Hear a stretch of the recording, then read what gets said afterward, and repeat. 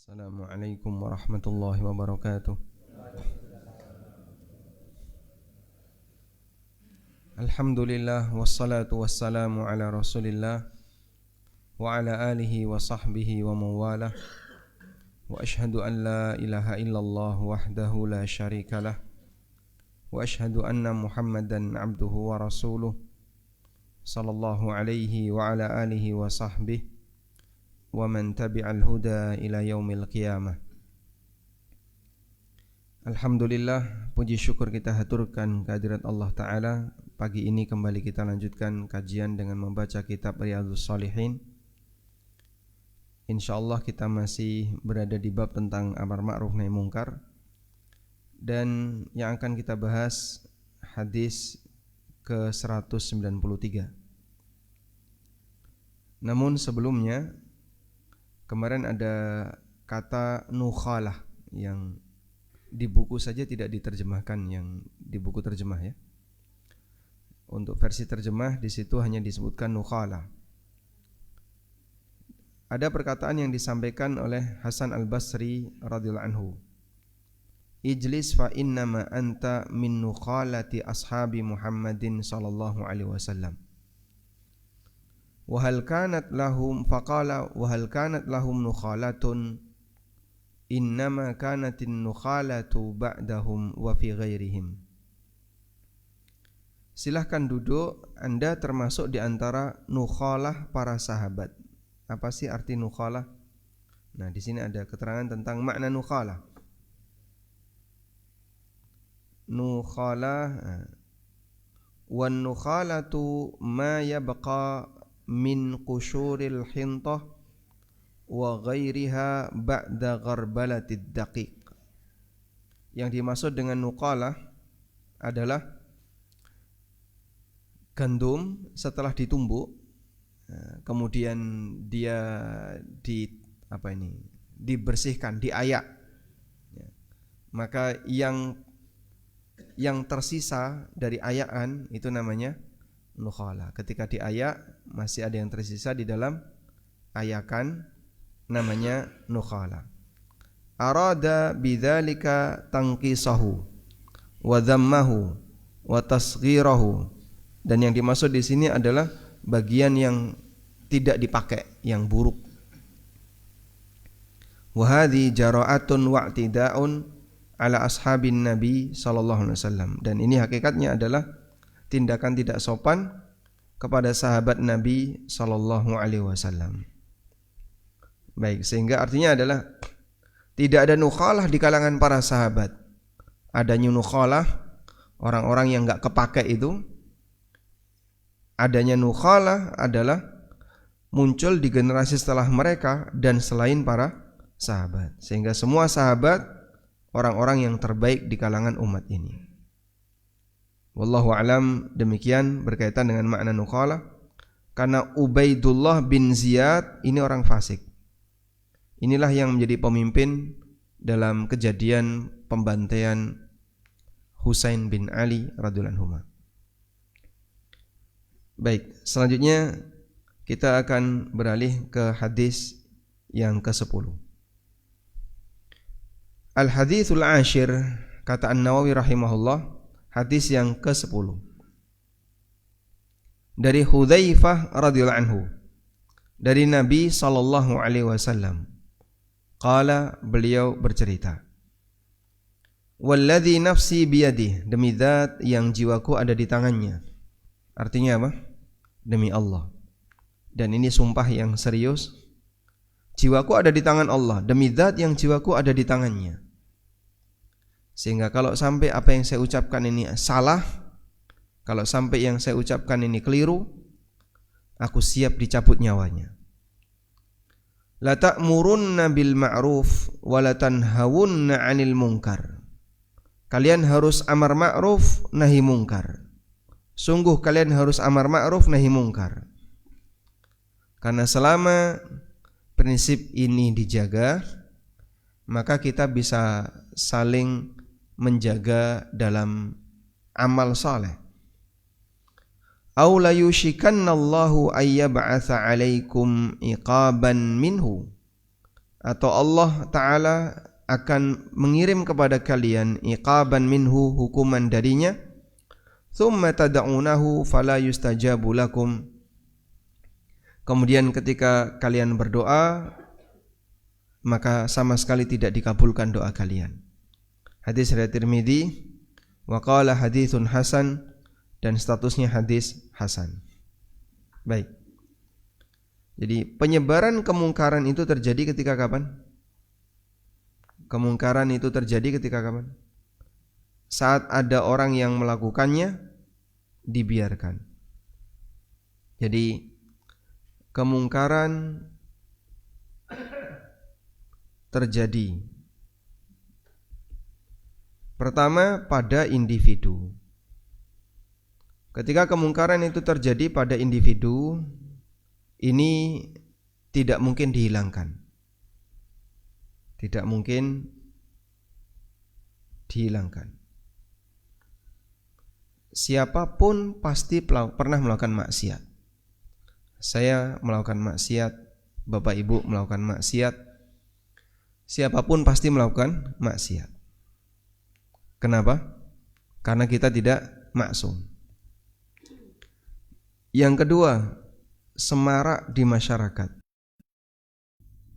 Semarak di masyarakat. Nah, kalau yang kedua ini terjadi pada kondisi ketika atau ini memungkinkan untuk ditahan. Memungkinkan untuk ditahan. Ditahan artinya jangan sampai menyebar di masyarakat. Sehingga bagaimana cara untuk menahan terjadinya masyarakat atau terjadinya maksiat yang semarak tadi? Ini ditahan dengan amar ma'ruf nahi mungkar. Nah, di bagian inilah tugas kaum muslimin untuk berusaha kerjasama menahan jangan sampai yang namanya perbuatan maksiat tersebar di masyarakat. Karena kalau sampai maksiat tersebar di masyarakat, lebih parah dibandingkan sebatas maksiat yang terjadi pada individu. Sehingga misalnya di tempat A ada kejadian maksiat A, tapi sifatnya individu. Sehingga kalau dibersihkan total tidak mungkin, Pak.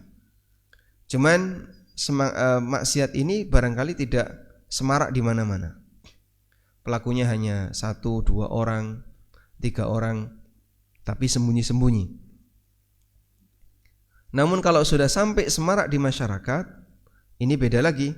Kalau sudah demikian, nah di antara ancaman yang diberikan Nabi SAW, kalau sampai maksiat itu semarak di masyarakat karena tidak ada amar ma'ruf nahi mungkar, Allah akan mengirimkan azab kepada kalian, sehingga saat kalian berdoa sama sekali tidak diijabahi.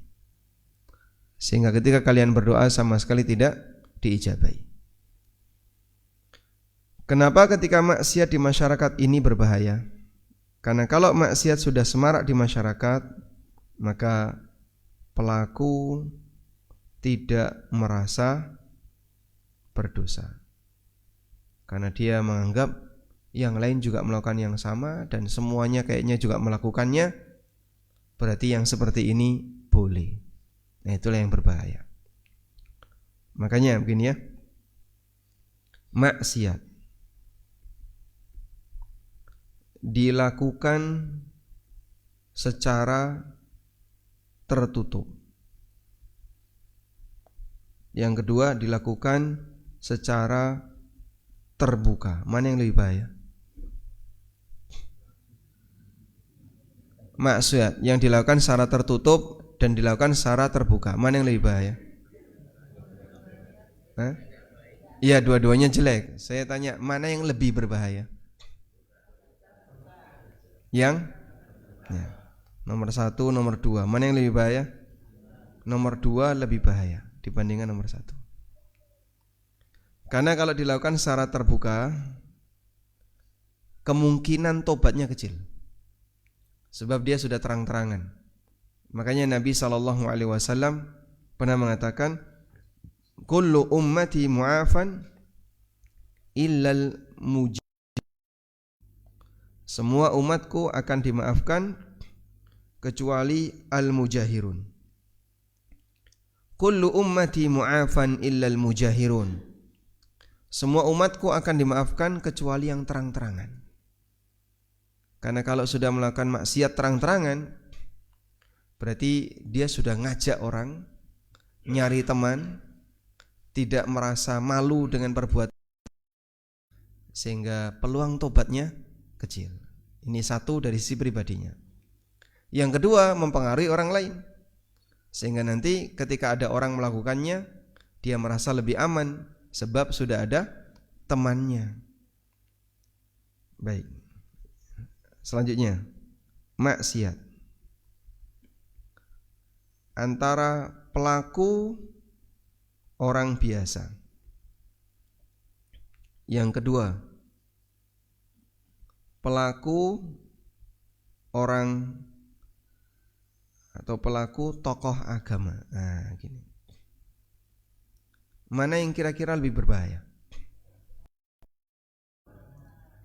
Ya? Bisa dipastikan ya.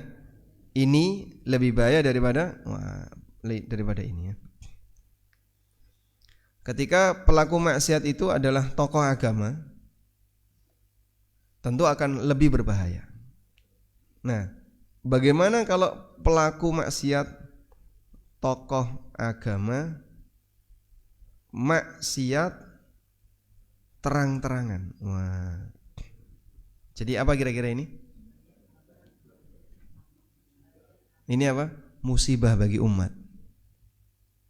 Sehingga dia yang dipercaya sebagai orang yang disebut sebagai tokoh agama, apapun gelarnya, melakukan maksiat secara terang-terangan. Misalnya ngerokok di majelis ilmu. Bukan majelis ilmu lagi jadinya, majelis hisab. Dia terang-terangan seperti itu. Bahkan dia menyatakan ini akan menghasilkan pahala dan seterusnya. Dan ini orang fasik, karena dia melakukan tindakan jahat, kemaksiatan sambil mengajak banyak orang.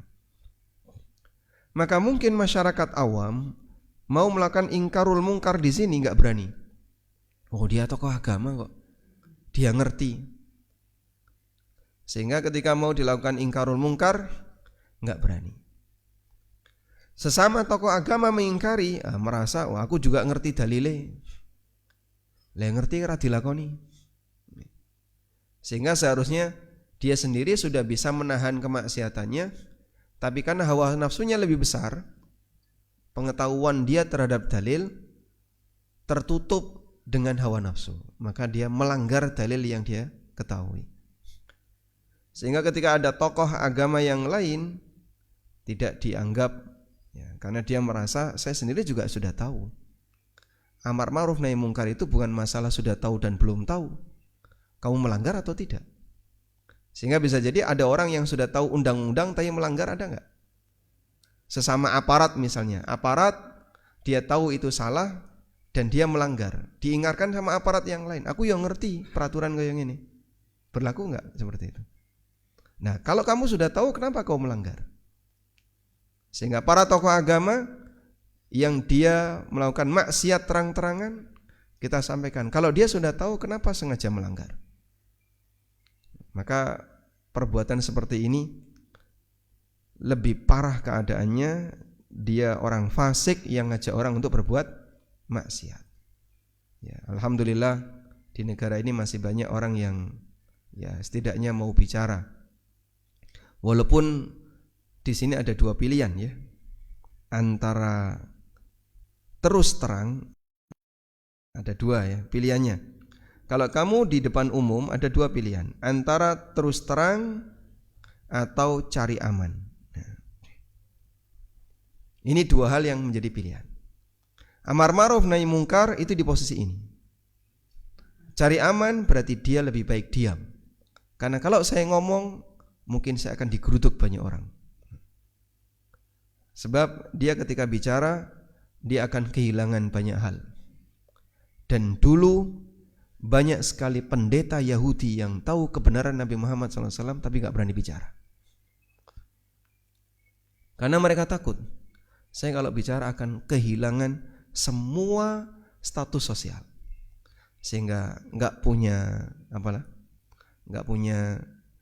jabatan, tidak punya jamaahnya suruh bubar dan seterusnya. Akan kehilangan banyak kesempatan untuk mendapatkan kenikmatan dunia. Karena itulah pelanggaran yang dilakukan oleh tokoh agama lebih berat statusnya dibandingkan pelanggaran yang dilakukan oleh masyarakat awam. Kalau Bapak Ibu lihat, banyak sekali para ulama yang mereka ketika biografinya disebutkan, itu ada kalimat wala yakhafu laumata laimin. Dia enggak takut celaan orang. Kalimat ini adalah pujian bagi ulama yang dia berani menegakkan amar ma'ruf nahi mungkar walaupun beresiko. Seperti pujian yang diberikan kepada Hasan Al-Basri, pujian yang diberikan kepada Imam An-Nawawi. Biografi mereka itu ada ungkapan wala yakhafu laumata laim. Sebab di antara orang yang mereka mau menegakkan amar ma'ruf nahi mungkar yang dipuji oleh Allah dalam Al-Qur'an adalah mereka dalam posisi tidak tahu mata laimin, celaan dari siapapun. Allah Subhanahu wa taala berfirman, ya ayyuhalladzina amanu may yartadda minkum an dini. Wahai orang yang beriman, may yartadda minkum an dini. Siapa di antara kalian yang murtad dari agamanya, fasawfa ya'tillahu biqaumin yuhibbuhum wa yuhibbuna. Maka Allah akan datangkan kepada kalian sekelompok kaum yang mereka mencintai, yang Allah mencintai mereka dan mereka mencintai Allah. Adzillatin 'alal mu'minin. Bagaimana sifat mereka ini? Adzillatin 'alal mu'minin. Mereka lemah lembut, rendah hati di hadapan orang beriman. A'izzatin 'alal kafirin. Tapi mereka tegas di depan orang kafir. Yujahiduna fi sabilillah. Mereka berjihad di jalan Allah. Wala yakhafuna laumata laim. Nah, mereka punya karakter yang berani bicara benar ini walaupun beresiko. Karakternya wala yakhafuna laumata laim. Mereka enggak takut celak. Ya, saya mengambil sikap kayak gini pasti akan beresiko. Resikonya apa? Mungkin dikucilkan, mungkin dibenci sama orang, mungkin ada banyak kemungkinan. Tapi resiko itu nggak bisa hilang. Sebab Nabi kita SAW juga mendapatkan resiko yang sama. Sehingga andaikan Nabi itu mutung, daripada dibenci oleh saudaranya sendiri, dimusuhi oleh masyarakatnya, dicela berkali-kali, kehormatannya dicemarkan di mana-mana, ya sudahlah, tak leren jadi nabi. Aman beliau sudah. Kalau begitu beliau berhenti jadi nabi, maka beliau dalam posisi ditawari jadi raja Arab, diberi kekayaan masyarakat Arab, ditawari wanita paling cantik di Arab untuk dijadikan istrinya. Tidak hanya aman, tapi penuh dengan fasilitas. Namun beliau bertahan walaupun harus menghadapi tantangan dari masyarakat. Sebab hidup ini manusia melawan manusia. Ya, yang terjadi kan manusia melawan manusia. Sehingga orang benar melawan manusia, orang salah juga melawan manusia. Intinya manusia melawan manusia. Ketika Anda berkomitmen dengan kebenaran, Anda tidak akan berhadapan dengan jin, Anda tidak berhadapan dengan genderuwo, tapi Anda berhadapan dengan manusia. Manusia melawan manusia. Kalaupun ini mati, ini juga tidak hidup abadi, ini juga akan mati. Dan semuanya pasti akan berakhir. Sehingga tinggal kembali kepada tanggung jawabmu, apakah sudah dikerjakan ataukah belum.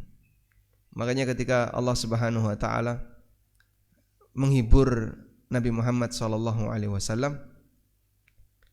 ketika beliau dibenci oleh musuh-musuhnya, Allah Subhanahu wa taala menyebutkan, kalaupun Muhammad mati, apakah mereka akan hidup abadi? Jawabannya, semuanya pasti akan mati. Sehingga mati itu hanya masalah siapa yang duluan. Tapi kebenaran berkaitan dengan apa yang nanti akan kau dapatkan ketika di hari kiamat. Sebab siapapun yang dia menyampaikan kebenaran, pasti dia akan mengalami yang namanya resiko. Pilihannya terus terang tapi beresiko, cari aman. Jadi kira-kira kita ada di pilihan mana, Pak? Wes meneng ya lah, meneng. Podo ngerti nih, gitu ya. Yang ini kemarin istilahnya apa?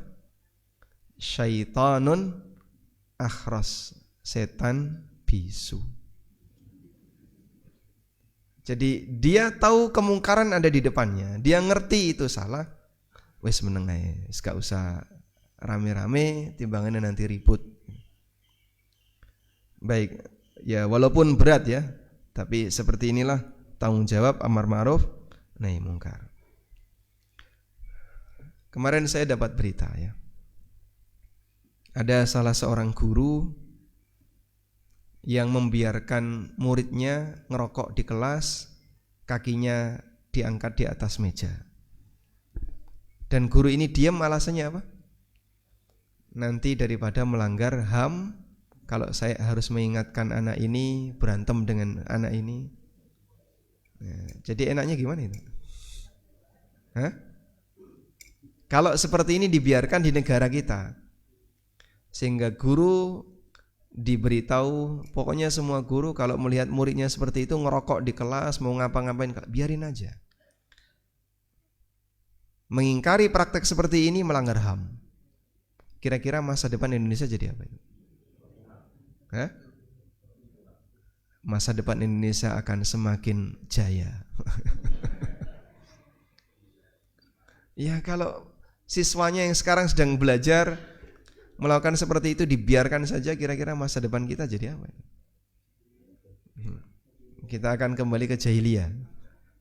Nah, maka butuh kerjasama di antara masyarakat ya, untuk menegakkan amar ma'ruf nahi mungkar. Kalau ini kemungkaran ya kita ingkari. Baik. Sekarang kita akan beralih ke hadis yang ke-11. Al-Hadi Asyar, hadis ke-11. An Abi Sa'idin Al-Khudri radhiyallahu anhu. Anin Nabi sallallahu alaihi wasallam. Qala, beliau bersabda, afdalul jihad kalimatu adlin inda sultanin jair. Jihad yang adalah kalimat adil di depan pemimpin yang dolim. Kalimat adil berarti meluruskan. Kalimat yang lurus artinya kalimat yang benar di depan pemimpin yang dolim. Dolim itu menyimpang, adlun itu meluruskan.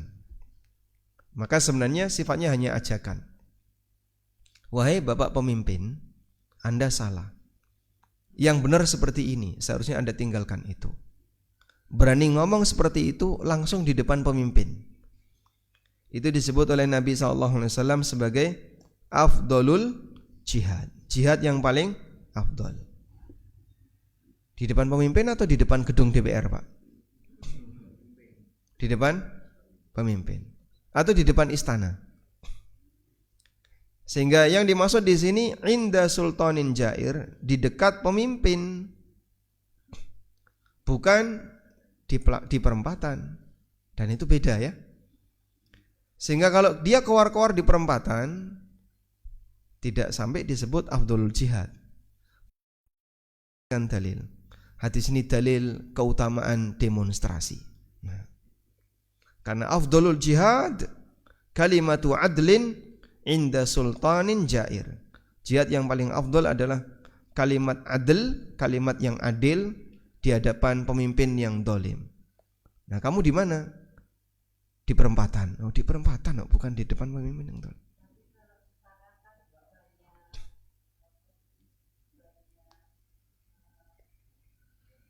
Mikrofon aktif nggak coba? Sekarang banyak pribun.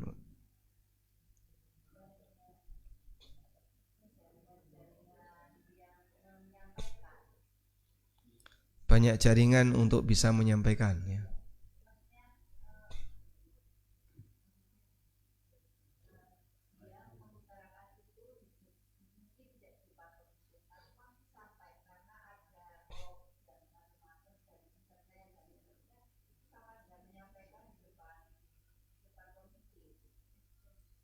Ya. Ya. Di medsos kan sama dengan menyampaikan di depan pemimpin, karena nanti akan sampai ke pemimpin. Baik, sederhana saja ya. Boleh saya kasih contoh? Nama siapa yang mau saya jadikan contoh? Pak Gi misalnya ya. Jadi misalnya Pak Gi punya salah. Sudah? Lalu Pak Sidik ceramah di depan jamaah ketika Jumatan. Lalu menyinggung nama Pak Gi. Pak Gi itu salahnya kayak gini, kayak gini. Dan Pak Gi ada di situ. Berarti sampai enggak pesan itu? Sampai. Di depan Pak Gi enggak? Di depan Pak Gi dan para jamaah. Pak Gi pulang. Sampai di rumah ketemu istrinya. Kok orang ngomong langsung karo aku? Kok tadi tidak langsung ngomong sama saya? Kenapa ngomong di depan umum? Kalimat itu salah atau benar? Benar. Kenapa enggak langsung ngomong sama saya? Kenapa harus di depan umum? Paham maksudnya kan? Sehingga kita pasti tidak akan terima. Karena posisi kita akan dipermalukan di depan umum, banyak orang yang mendengar dan seterusnya. Maka kurang lebih seperti itu. Jadi pemimpin punya kesalahan, lalu kita ingin meluruskan, kita merasa senang kalau kemudian itu kita sampaikan di depan umum, didengar banyak orang. Nah, ini cara satu-satunya untuk bisa menyampaikan ke pemimpin. Nah, kalau seperti ini ya tidak masuk kategori afdolul jihad. Sehingga yang disebut oleh Nabi SAW afdolul jihad adalah ketika yang bersangkutan datang mendekat lalu menyampaikan. Ya, atau bisa langsung melalui jalur penyampaian aspirasi yang sudah diizinkan. Misalnya silahkan kamu menyampaikan lewat ini. Baik. Sekarang kita lanjutkan ke hadis berikutnya. Dari Abu Abdillah Tariq bin Syihab al-Bajali al-Ahmasi. Ahmas itu gelar Quraisy ya. Orang Quraisy itu punya gelar Ahmas. Anna rajulan sa'alan nabiyya sallallahu alaihi wasallam. Ada orang yang bertanya kepada Nabi sallallahu alaihi wasallam. Wa qad wada'a rijlahu fil gharzi. Dan dia telah meletakkan kakinya fil gharzi. Ada enggak keterangan tentang al-gharzu? Al-gharzu di situ artinya apa, Pak? Dia meletakkan kakinya di pelana. Nabi SAW ditanya, ayyul jihadi afdal? Jihad apakah yang paling afdal? Qala, jawab beliau, kalimatu haqqin inda sultanin jair. Kalimat yang benar di dekat sultanin jair, pemimpin yang dolim. Ini semakna dengan di atas. Nah, di sini ada keterangan al-gharzu. Al-gharzu adalah rikabun kauril jamal, ya, pelana yang dipasang di atas onta. Idza kana min jildin au khashab, yang terbuat dari kulit atau dari kayu. Wakila ada juga yang mengatakan la yahtassu bi jildin wa khashab. Ada yang mengatakan tidak harus berbahan kayu atau berbahan kulit. Jadi pada saat Nabi SAW sudah meletakkan kakinya di pelana, tiba-tiba ada orang datang bertanya, ayul jihadi afdol, jihad apa yang paling afdol? Lalu Nabi SAW menyampaikan, kalimatu haqqin inda sultanin jair, kalimat yang benar di depan pemimpin yang zalim. Kenapa disebut sebagai jihad yang paling afdol? Karena peluang matinya besar, peluang ditangkapnya besar. Sehingga kalau ada orang bicara di depan umum, lempar batu sembunyi tangan, pakai akun apa misalnya akun fake ya, bukan pakai namanya sendiri, kemudian pakai nama orang lain, identitas orang lain, lalu dia bicara di depan umum, itu mungkin dia lebih berani. Sebab kenyataannya, kalau orang berbicara di depan umum yang dia tidak menampakkan identitas, itu akan lebih berani. Sebagai contoh ya, di grup WA ya, assalam, ada sesuatu yang tidak cocok, kemudian saling komentar, masya Allah, berani nggak komentar di situ? Berani. Begitu ketemu di masjid, beda orangnya. Duh, neneng grup kok pedes ya Pak. Begitu ketemu di masjid, kalem, lemah lembut. Betul nggak gitu ya Pak? Iya. Jadi kenapa orang di medsos itu berani? Kalau komentar berani ya, dia bisa komentar pedes, komentar nyelekit dan seterusnya. Tapi ketika ditemui, biasa saja orangnya. Tidak segalak seperti yang kita bayangkan ketika di medsos. Karena ketika ketemu, dia lebih beresiko pada saat dia ngomong yang tidak cocok dengan orang lain. Kalau di medsos, dia merasa bisa lebih aman, sehingga dia berani aneka komentar ya. Makanya kadang kalau di YouTube channel ya, ANB channel, ada banyak sekali komentar-komentar, ini orangnya kayak apa sih? Ketika ketemu, oh ternyata biasa saja. Jadi dia bisa ngasih komentar yang sangat pedas, ngasih komentar yang sangat nyelekit. Ketika ketemu orangnya, biasa saja. Sebab orang kalau di depan orang lain, dia lebih tidak berani. Makanya barangkali kalau mau komentar, lebih baik ketemu saja daripada komentar di grup atau di media sosial. Baik, di depan pemimpin disebut sebagai jihad yang paling afdol ketika orang menyampaikan kebenaran karena peluang resikonya besar. Bisa jadi yang bersangkutan ketika tidak diterima, maka dia akan dihukum, dia bisa jadi akan dipenjara dan yang lainnya. Wallahu a'lam. Walhamdulillahirabbil alamin. Baik, hadis berikutnya cukup panjang. Sekarang jam 15.13. Sudah syuruk? Belum. Ada yang mau disampaikan? Tidak ada? Kalau tidak ada saya bacakan. Kita akan beralih ke hadis 13. Dari sahabat Ibnu Mas'ud radhiyallahu anhu. Siapa nama aslinya? Siapa nama asli Ibnu Mas'ud? Nama aslinya siapa? Abdullah bin Mas'ud radhiyallahu anhu. Qala Rasulullah sallallahu alaihi wasallam. Rasulullah sallallahu alaihi wasallam bersabda, Inna awwala ma dakhala an-naqsu ala bani Israila.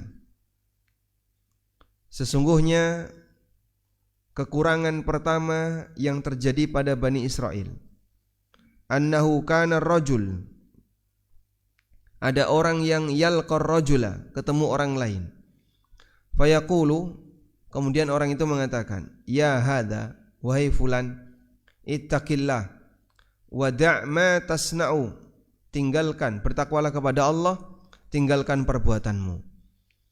Fa innahu la yahillu laka, sesungguhnya itu tidak halal bagimu. Tsumma yalqahu minal ghadi wa huwa ala halihi. Si A ketemu si B dalam kondisi ketika si B bermaksiat. Lalu si A mengingatkan kepada si B, wahai B, tinggalkan itu, bertakwalah kepada Allah. Itu enggak halal. Nah besoknya si A ketemu si B lagi, dalam keadaan si B melakukan maksiat yang sama. Fala yamna'uhu dzalika ayyakuna akilahu wa syaribahu wa qa'idahu. Nah ketika besoknya ketemu, dia tidak melarang perbuatan itu. Ayyakuna akilahu wa syaribahu, karena dia adalah teman makan, teman minum, teman duduk. Falamma fa'alu dzalika daraballahu quluba ba'dihim bi ba'din. Ketika mereka sudah melakukan tindakan seperti ini, artinya kemaksiatan dan aneka pelanggaran tidak diingatkan, karena nanti takut kehilangan teman, takut kehilangan kawan. Wah, ini kalau saya sering mengingatkan orang, maka nanti dia akan menjauh dariku. Daraballahu quluba ba'dihim bi ba'din, Allah Subhanahu wa taala menutup hati mereka. Tsumma qala, kemudian Nabi sallallahu alaihi wasallam membaca firman Allah taala di surat Al-Maidah, lu'inal ladzina kafaru min bani Israila ala lisani Dawud wa Isa bin Maryam. Orang-orang kafir di kalangan Bani Israel dilaknat melalui lisan Dawud dan Nabi Isa bin Maryam, dua nabi yang sangat mereka muliakan. Dzalika bima asaw, itu disebabkan karena mereka berbuat maksiat, wa kanu ya'tadun, dan melampaui batas. Kanu la yatanahawna 'an munkarin fa'alu, mereka tidak mengingkari praktek kemungkaran yang mereka kerjakan. Labi sama kanu yaf'alun, sungguh buruk apa yang mereka kerjakan. Tara katsiran minhum yatawallawna alladhina kafaru, kau bisa lihat banyak di antara mereka yang berpihak kepada orang kafir. Labi sama qaddamat lahum anfusuhum, sungguh jahat perbuatan maksiat yang dulu mereka kerjakan. Sampai pada firman Allah, wa aktsaruhum fasikun, dan banyak di antara mereka adalah orang fasik. Tsumma qala, kemudian Nabi sallallahu alaihi wasallam bersabda. Jadi setelah beliau mengingatkan kondisi Bani Israel masa silam, yang dulu ketika ada orang berbuat maksiat diingatkan, tapi lama-lama yang mengingatkan ini takut nanti kehilangan kawan. Akhirnya ketika lihat temannya berbuat maksiat dibiarkan, sehingga maksiat itu tersebar di masyarakat tanpa ada amar ma'ruf nahi mungkar. Maka Allah Subhanahu wa taala melaknat mereka melalui lisan Dawud dan Isa bin Maryam. Kemudian Nabi SAW mengatakan, kalla wallahi la ta'murunna bil ma'ruf wa la tanhawunna 'anil munkar. Sungguh demi Allah, kalian harus amar ma'ruf nahi munkar. Wa la ta'khudunna 'ala yadidh dhalim, dan peganglah tangan orang yang zalim. Wa la ta'tirunnahu 'alal haqqi atra. Ta'tirunnahu 'alal haqqi atra. Nah, di sini ada keterangan yang disampaikan oleh An-Nawawi. Ta'tirunnahu ay ta'tifuhum, sampaikan dengan lembut kepada mereka mengenai kebenaran. Wala taqsurunnahu 'alal haqqi qasra. Di sini ada kalimat wala taqsurunna, ay la tahbisunnahu 'alal haqqi, dan tahan mereka untuk melakukan kebenaran tadi. Sehingga kalau kamu ketemu orang dolim, pegang orang dolim itu, sampaikan kebenaran, tahan mereka untuk bertahan dalam kebenaran. Aw la yadribannallahu biqulubi ba'dikum ala ba'din, atau Allah Ta'ala akan menutup hati kalian dan hati yang lain, sehingga semuanya jadinya tidak ada keinginan untuk mengingkari kemungkaran, akhirnya saling diam. Ya bahasa kita saling menjaga untuk kerukunan bersama. Tsumma la yal'anannakum kama la'anahum, kemudian Allah akan melaknat kalian sebagaimana Allah melaknat Bani Israel. Dan ini yang bahaya.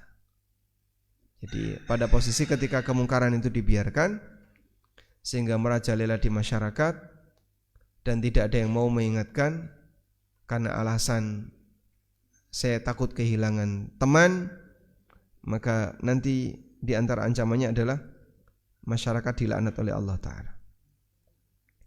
Waliyadzubillah. Hadis riwayat Abu Dawud, Tirmidzi, dan kata Tirmidzi hadis hasan. Hadza lafdhu Abi Dawud. Ini lafaz Abu Dawud. Dalam lafaz Tirmidzi, Rasulullah sallallahu alaihi wasallam bersabda, "Lamma waqa'at Banu Israil fil ma'asi." Ketika Bani Israel melakukan perbuatan maksiat. Nahathum ulama'uhum. Perbuatan itu dilarang oleh para ulama mereka. Falam yantahu, tapi mereka tidak mau berhenti dari maksiat. Fajalasuhum fi majalisihim wa wakaluhum wa syarabuhum. Lalu ulama itu duduk bareng dengan masyarakat yang berbuat maksiat tadi. Jadi saat pertama lihat judi, dia mengingatkan, ini tidak boleh, judi haram. Lama-lama ikut nonton. Monggo pun derek niki ameng-ameng bareng-bareng. Masya Allah. Melu nonton jagong. Dan yang lain judi. Dia memang gak ikut judi, tapi ikut duduk bareng bersama para penjudi. Monggo ngeteh bareng, ngopi bareng. Akhirnya perbuatan maksiat itu jadi biasa di masyarakat. Karena tokoh agamanya mendiamkan, duduk bareng dengan pelaku maksiat itu.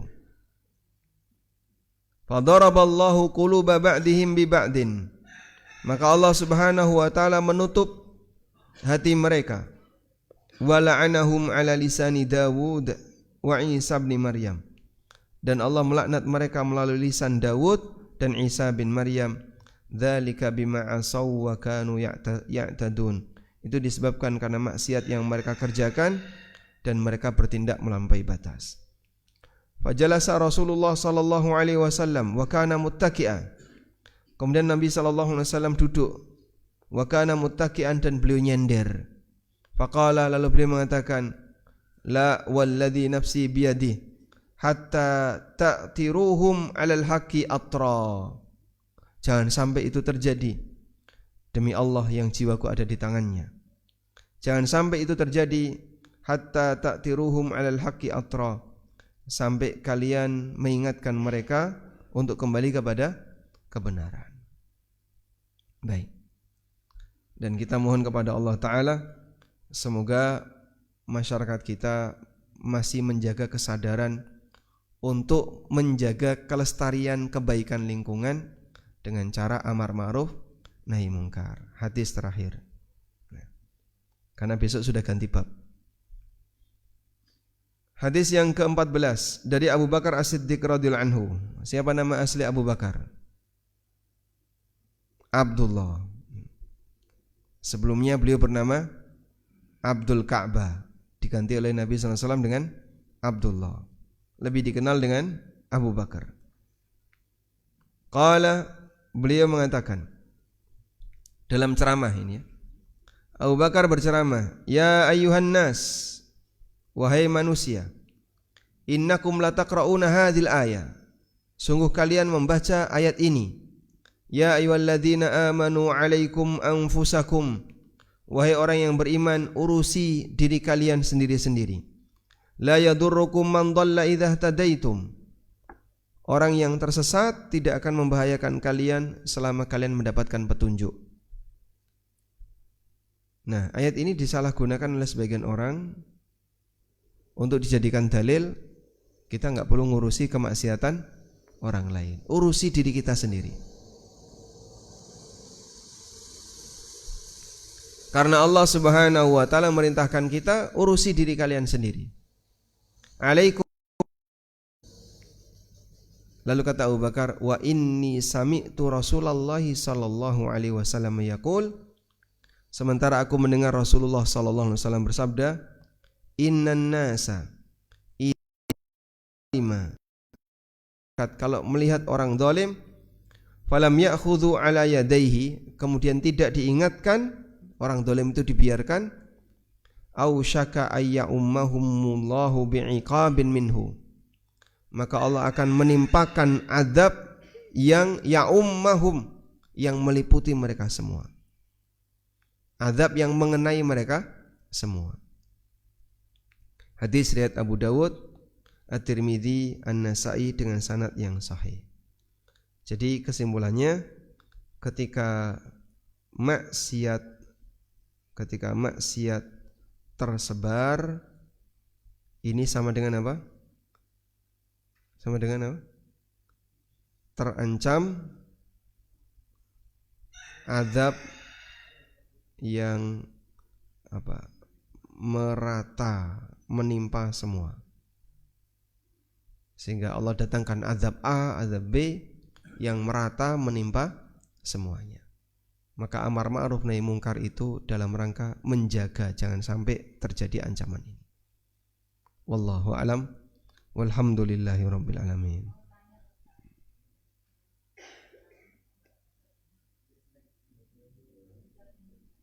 Mikrofonnya enggak bisa bunyi.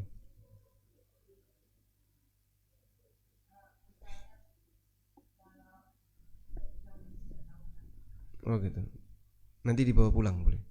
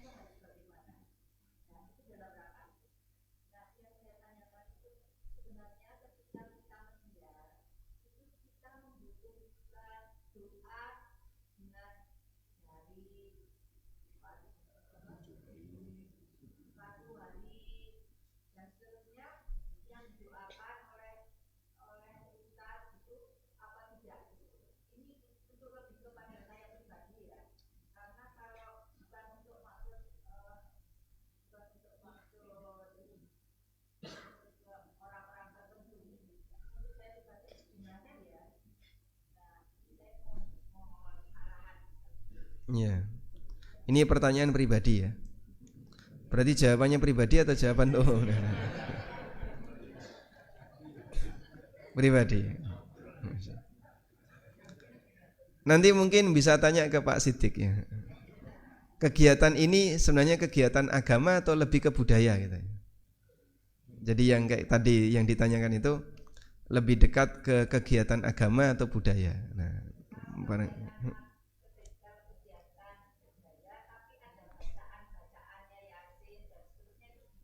Nah, di sini banyak budaya tapi diiringi agama itu banyak. Makanya asasnya itu budaya atau agama. Apakah agama yang dijadikan budaya ataukah budaya yang dibumbui agama? Ada banyak kegiatan budaya. Larung itu pakai doa lah itu. Larung kita tahu ya, larung dekahan ya, sedekah bumi Pak. Itu budaya atau agama itu Pak? Budaya. Kita sepakat kayak larung, sedekah bumi di Merapi, itu budaya. Nah sebelum pelaksanaan itu ada ritual agama. Ono moco-moco ini baca ini, baca ini, baca ini. Nah tapi kan asasnya itu budaya, tapi dibumbui agama. Makanya pertanyaannya dulu ya. Nanti mungkin bisa didiskusikan dengan bapak-bapak yang lain. Kegiatan ini budaya atau ke agama? Itu monggo nanti diskusi kelompok ya. Presentasinya kapan Pak? Mungkin pekan depan silakan disampaikan ke saya. Baik, begitu aja ya. Nah, insya Allah di pertemuan berikutnya kita akan belajar masih berbicara tentang masalah amar ma'ruf nahi mungkar, tapi dengan nuansa yang berbeda. Wassallallahu ala nabiyyina Muhammadin wa ala alihi wa sahbihi wasallam. Wa akhiru da'wana anil hamdulillahi rabbil alamin. Wassalamualaikum warahmatullahi wabarakatuh.